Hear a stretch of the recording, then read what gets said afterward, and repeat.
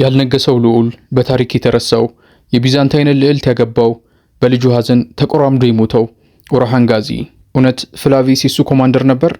በዛሬው ፕሮግራማችን ላይ የኦርሃንን ህይወት በታሪክ መነጽር እንዳስሳለን። አብራችሁን ቆዩ። ለቻናላችን አዲስ የሆናችሁ ላይክ፣ ሼር፣ ሰብስክራይብ በማድረግ ከብዙዎች ጋር እንድንደርስ እንጠይቃለን። አሰላሙ አለይኩም። በቱርክ የተከታታይ ፊልም ታሪክ ትልቅ ተጽዕኖ ካሳደሩት ፊልሞች ውስጥ በግንባር ቀደምትነት የሚጠቀሰው በድሪልስ ኤርቱሩል የተጀመረው ኩሩሉስ ኡስማንን አስከትሎ በዚህ ሰዓት ደግሞ ኩሩሉስ ኦርሃንን እያሳየን ይገኛል። ምንም እንኳን ኦርሃን የታሪክ ፍሰቱን ተከትሎ የራሱ ተከታታይ ቢሰራለትም በታሪክ ገጾች ውስጥ ዘ ፎርጎትን ፋውንደር ወይም የተረሳው መስራች በሚል ቅጽል ስም ይታወቃል። ኦርሃን የተወለደው ዛሬም ሆነ ድሮ ስመ ገናና በሆነችው የአናቶሊያ ግዛት ስር የነበረችው ሱጉት ውስጥ ነበር። 1281 አካባቢ እንደሆነ ይነገራል። ምንም እንኳን የኦቶማን የታሪክ አሻራ ያረፈባትና የካይ ግዛት የጀመረበት ቦታ ቢሆንም ዛሬም ላይ ሱጉት ከ15000 እስከ 20000 ሰዎች ብቻ የሚኖሩባት አነስተኛ ከተማ ናት። ኦርሃን ከአባቱ ኡስማን ዘፈርስት እንዲሁም ከእናቱ ማልሁን ሃቱን የተወለደባት ሱጉት ዙሪያዋን በትናንሽ የቢዛንታይን ከተሞችና ምሽጎች የተሞላች ነበረች። ካዮች የሚጠቀሙት የአኗኗር ዘይቤ ኖማድ ወይም ዘላን ተብሎ የሚጠራውን ነበር። አንድ ቦታ ለረጅም ጊዜ አይቀመጡም። ወደ ሱጉት የሚሰፍሩት አስቸጋሪውን የብርድ ወቅት ተከትሎ ነበረ። የከተማዋ ዙሪያ በቢዛንታይኖች የተከበበ እንደመሆኑ በየጊዜው የተለያዩ ጥቃቶች ይኖሩ ነበር። ኦርሃንም ገና በልጅነቱ ነው ራስን የመከላከልን ጥበብ የተማረው። ፊልም ላይ እንደምናያቸው በጣም ግዙፍ ጦር በሰዓቱ አልነበራቸውም። ለዚህም ጭምር ሲል ነበር አባቱ ኡስማን በይ በትልቅ ግንብ የታጠረችውንና በሰዓቱ ማንም አይደፍራትም የሚባልላትን የቡርሳን ቤተ መንግስት ድል ለማድረግ የህይወት ግቡ ያደረገው። ኦርሃን ከልጅነቱ ጀምሮ ፈረስ የመጋለብ፣ የቀስት እንዲሁም የጎራዴ ፍልሚያን እንዲሁም የጦር ስትራቴጂን በሚገባ ተምሯል። ሃይማኖታዊ እንዲሁም ብስለትን በአባቱ እንዲሁም በእርሱ ላይ ተጽዕኖ አሳድባሉት ሼህ ኢዳባሊ ተምሯል። ኦርሃን ስልጣኑን ሙሉ ለሙሉ በእጁ የገባው አባቱ ኡስማን ዘፈርስት ከ1323 እስከ 1324 ባለው ጊዜ ውስጥ ከሞተ በኋላ ነበር። ነገር ግን ኦርሃን ራሱን ሱልጣን ወይም ንጉስ ብሎ አልጠራም። በአንጻሩ ቤይ ማለትም አለቃ ወይም የጎሳ መሪ የሚል ማዕረግ ይጠራ ነበር። ነገር ግን ማስተዋል ያለብን ምንም እንኳን ፊልሙ ላይ እንደምናየው ራሱን ሱልጣን ብሎ ባይጠራም እንኳን በታሪክ ያለው እንዲሁም ያደረጋቸው ተግባራት ለ800 ዓመታት አካባቢ በስልጣን ላይ ቆየው የኦቶማን ኢምፓየር መሰረትን የጣለ እና መንገዱንም ያመቻቸ መሪ ነው። የመጀመሪያው የኦርሃን ድል። ኦርሃን አሳካቸው ከሚባሉት ትላልቅ ነገሮች ውስጥ አንዱ ቡርሳን ድል ማድረጉ ነበር። ከረጅም ዓመታት ዘመቻ በኋላ ነበር በ1326 ቡርሳን ድል ሊያደርግ የቻለው። ነገር ግን ዘመቻው ረጅም ዓመታትን ይፍጅ እንጂ ኦርሃን ድል ያደረገው ግን ኡስማን ከሞተ ከጥቂት ወራት በኋላ ነበር። የቡርሳ ድል መደረግ በዋነኝነት 3 ጥቅሞች ነበሩት። የመጀመሪያው ቡርሳ ለመጀመሪያ ጊዜ ትልቅ የሆነች የኦቶማኖች ዋና ከተማ ሆነች። ሁለተኛ ኦቶማኖች መጀመሪያ ላይ ከነበሩበት የዘላንነት አኗኗር ወጥተው አንድ ቦታ መስፈርን ቻሉ። ይህም የሀገርነት መንፈስን እንዲላበሱ አደረጋቸው። በሶስተኛነት ደግሞ ኦርሃን የመጀመሪያውን መንግስታዊ መዋቅር ዘረጋ። ቡርሳን ከእጁ ካስገባ በኋላ መስጂዶች፣ ገበያዎች እንዲሁም ትምህርት ቤቶች እንዲሰሩ አዘዘ። ይህ ድርጊትም በብዙ መልኩ የኦቶማኖችን ኢምፓየር መሰረት የጣለ ነገር ነበር። እውነት ኦርሃን ሱልጣን ነበር? ከተጀመረ ጥቂት ወራትን ባስቆጠረው ኩሩሉስ ኦርሃን ተከታታይ ፊልም ላይ የተወሰኑ ክፍሎችን ካየን በኋላ ኦርሃን ራሱን ሱልጣን ወይም ንጉስ ብሎ ሲያውጅ ተመልክተናል። ነገር ግን ታሪክን መለስ ብለን ስንመለከት ይህንን አናገኝም። ኦርሃን በጊዜው ካሳተማቸው ሳንቲሞች በመነሳት የተጠቀማቸውን ስሞች ስንመለከት ቤይ፣ ኤሚር፣ ሊደር ኦፍ ጋዚ የሚል ብቻ እናገኛለን። በታሪክ መዛግብት ላይ በትክክል ተጽፎ የምናገኘው ሱልጣን የሚለውን ማዕረግ የተጠቀመው ሙራድ ዘፈርስት የሚባለው ንጉስ ነው። ኦርሃን አውሮፓን በመሬት መንቀጥቀጥ የጣለበት ምሽት ዓመቱ 1354 ነበረ። ለ10 ዓመታት ኦቶማኖች በኦርሃን ጋዚ በመታገዝ አናቶሊያን እያሰፉ ይገኙ ነበር። ነገር ግን በእነርሱና በቀሪው ዓለም መካከል የቆመ አንድ ነገር ነበር። እሱም አውሮፓ ነበረ።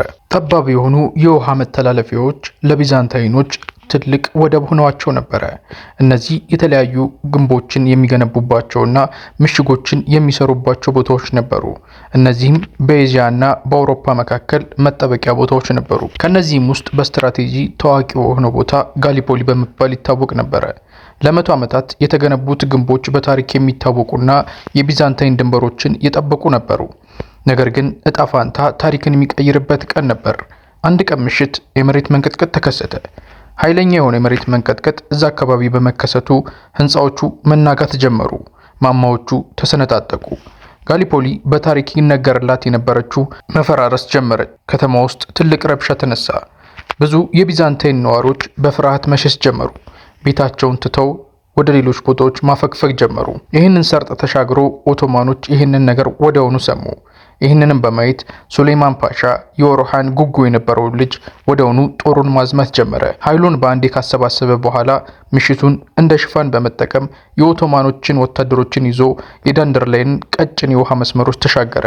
እዛም በደረሱበት ወቅት ከተማዋ የእውነትም ተረብሻ ነበረ። ሰዎች የሚሄዱበት አጥተው ነበረ። በዚህም የተነሳ ከፊት ለፊት የገጠማቸው ተቃውሞ በጣም አነስተኛ ነበረ። ኦቶማኖች ወደ ከተማዋ ገቡ። መግባት ብቻም አይደለም፣ ባንዲራዎቻቸውን ጋሊፖሊ ላይ አውለበለቡ። በታሪክ ለመጀመሪያ ጊዜ ኦቶማኖች ቋሚ የሆነ የአውሮፓ መሬት አገኙ። ይሄ ቅጽበት የኦቶማኖችን ታሪክ ሙሉ ለሙሉ የቀየረ ነበረ። ከዚህ በኋላ ኦቶማኖች በትልቁ ድንበራቸውን ማስፋፋት ጀመሩ። የባልካን መሬቶች ላይ ግዛታቸውን መትከል ጀመሩ። ከምዕታት በኋላ ጦራቸው ሙሉ ለሙሉ ወደ ደቡባዊ ምዕራብ አውሮፓ ተስፋፋ።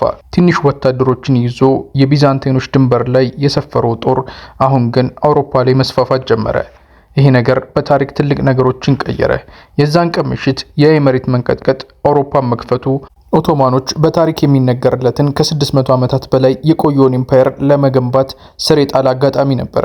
አሳዛኙ የሱሌይማን ፓሻ ሞት በ14ኛው ክፍለ ዘመን አጋማሽ ኦቶማኖች በፍጥነት እያደጉበት ወቅት ነበረ። በዚህ ጊዜ መሪ የነበረው ኦርሃን ጋዚ ይሁን እንጂ አውሮፓውያኖች ላይ ተጽዕኖ እያሳደረ የነበረው ግን ኦርሃን ሳይሆን ልጁ የነበረው ሱሌይማን ፓሻ ነበረ። ሱሌይማን ጀግና ነበረ፣ አእምሎም ስል ነበረ። ከዚህም በላይ የተካነ ኮማንደር ነበረ። ኦቶማኖችን ጠባብ በሆኑ በውሃ መስመሮች እየመራ የጋሊፖሊን ከተሞች ድል ለማድረግ የበቃው እሱ ነበረ። ለዚህም ኦቶማኖች ታሪካዊ ጀብዳቸውን የፈጸሙበት ክስተት ነበረ። ለኦርሃን ሱሌይማን ልጁ ብቻ አልነበረም፣ ቀጣዩ የኦቶማኖች ዕጣ ፋንታ እንጂ። ብዙዎች አንድ ቀን ትልቅ ገዢ እንደሚወጣው እርግጠኞች ነበሩ። ነገር ግን ዕጣ ፋንታ ሌላ እቅድ ነበራት። አንድ ቀን ወታደሮችን ይዞ ፖሉ በምትሰኝ ኮረብታ በሚበዛባት ቦታ ላይ በመሻገር በነበረበት ወቅት ፈረሱ አንሸራተተውና ወደቀ። ነገር ግን የወደቀበት ርቀት ቀላል አልነበረምና ሱሌይማን ክፉኛ ተጎዳ። በዙሪያው የነበሩ ሰዎች እሱን ለማገዝ ብዙ ሞከሩ። ነገር ግን ሱሌይማንን ማትረፍ አልቻሉ። በብዙዎች ዘንድ ቀጣዩ ንጉሥ ይሆናል ተብሎ ሲታሰብ የነበረው ሱሌይማን በዚህ አጋጣሚ ሕይወቱ አለፈ። ይህንን ዜና የሰማውም ኦርሃን ክፉኛ ተሰበረ። የታሪክ ጸሐፍቶች እንደሚናገሩትም ኦርሃን ከዚህ በኋላ ንግስናው ወይም መሪነቱን መቀጠል ተስኖት ነበረ።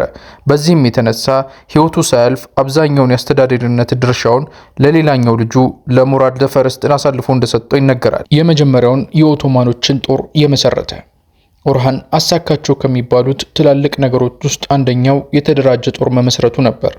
ከኦርሃን በፊት የነበረው የኦቶማን ኃይል ይጠቀም የነበረው ብዙ ጊዜ ከጎሳቸው የሚነሱትን ጋዚ ተብለው የሚጠሩትን ተዋጊዎች ነበረ። ነገር ግን ኦርሃን የተደራጀ ጦር መሰረተ። አንዳንድ ባለታሪኮች እንደሚገልጹት ይሄ ይንስሪዎች የተነሱበት ስርዓት እንደሆነ ይነገራል። ይንስሪዎች ማለት በብዛት የተለያዩ ፊልሞች ላይ የምናያቸው፣ በተለይ ደግሞ መህመድ የሚሰኘው አሁን ላይ የሚታየው ፊልም ላይ በብዛት የምንመለከታቸው ወታደሮች ሲሆኑ ዓለማችን ካየቻቸው ጠንካራ ወታደሮች ውስጥ የሚጠቀሱ ናቸው። እነዚህ ይንስሪዎች የተመሰረቱበት ስርዓት ኦርሃን የጀመረው እንደሆነ ይነገርለታል። ይህም በኋላ ላይ ኦቶማኖች ግዛታቸውን ወደ ተለያዩ አቅጣጫዎች በፍጥነት እንዲያሰፉ የረዷቸውን ወታደሮችና የጦር አመሰራረት የተዘረጋበት መንገድ እንደሆነ ይነገራል። ፍላቪስ የእውነት የኦርሃን ኮማንደር ነበር።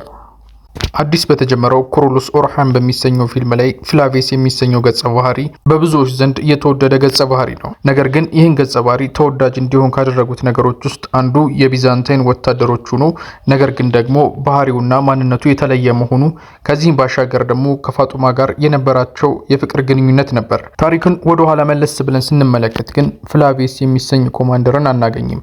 ስለዚህ ፍላቬስ ሙሉ ለሙሉ በፊልሙ ላይ የተጨመረ ፈጠራ መሆኑን መመልከት ይቻላል። ይህ የአሰራር መንገድ በቲአርቲ የፊልም ኢንዱስትሪ ውስጥ በጣም የተለመደ ነገር ነው። ኩሩሉስ ኦርሃን ላይ ብቻ ሳይሆን ኡስማን ላይ እንዲሁም ደግሞ ከሱም በፊት የነበሩት ኤርቱሉልና መሰል ፊልሞች ላይ ታሪካዊ ጭማሪዎችን ተመልክተናል። መጨመር ብቻ ሳይሆንም አንዳንድ ታሪኮች ደግሞ አግባብ ባልሆኑ መንገድ ሲጠመዘዙ ማስተውለናል። ይህም ከአንድ በላይ ጥቅሞች ያሉት ሲሆን የመጀመሪያው ታሪክን እነርሱ በሚፈልጉበት መንገድ ለማፍሰስ ይጠቅማቸዋል። ሁለተኛው ደግሞ ተመልካቾች ፊልሙን ለመመልከት ታሪኩ ብቻ በቂ ስለማይሆን ተመልካቾች እንደሚወዱት እንደሚፈልጉት አድርገው ለመስራት ሲሉ ታሪክን በተለያየ መንገድ ሲቀይሩት አስተውለናል። በዚህም የተነሳ ፍላቪየስ ትክክለኛ የኦርሃን ኮማንደር ብቻ ሳይሆን ፍላቪየስ የሚሰኝ ገጸ ባህሪ እንጂ ታሪክ ላይ ትክክለኛ ሰው አለመሆኑን መረዳት ይቻላል። ከዚህም ባለፈ ኦርሃን ራሱን ንጉስ ወይም ደግሞ ሱልጣን ብሎ እንዳላወጀ መገንዘብ ይኖርብናል። እርሱ የካይ ጎሳ መሪ የነበረ በቢዛንታይኖች ድንበር አቅራቢያ የሚገኝ ግዛት ውስጥ የነበረ የጎሳ መሪ እንጂ ራሱን ንጉስ ብሎ የጠራ ሰው አልነበረም። ነገር ግን ለኦቶማኖች አሻራ ከጣሉ ሰዎች ውስጥ አንዱ ነበረ። ሳንቲሞችን አስቀርጿል። ኢንሲሮች የሚመሰርቱበትን የጦር አገዛዝ እንዲኖር አድርጓል። መንግስታዊ አስተዳደሮችን መስርቷል። ቡርሳን ድል አድርጓል። ከዚህም ባሻገር የተለያዩ ፖለቲካዊ ጫናዎችን ለማሳደርና ዲፕሎማት መሆን ከጦር አምባገነናዊ መሪ መሆን የተሻለ እንደሆነ ለዓለም ያሳየ መሪ ነበረ። የኦርሃንን ማንነት ለማሳየት በጥቂቱ የሰራንላችሁ ቪዲዮ ይህንን ይመስል ነበረ። ሀሳብ አስተያየቶች ካላችሁ ኮሜንት ላይ ያሳውቁ። መልካም ቀን ይሁንላችሁ።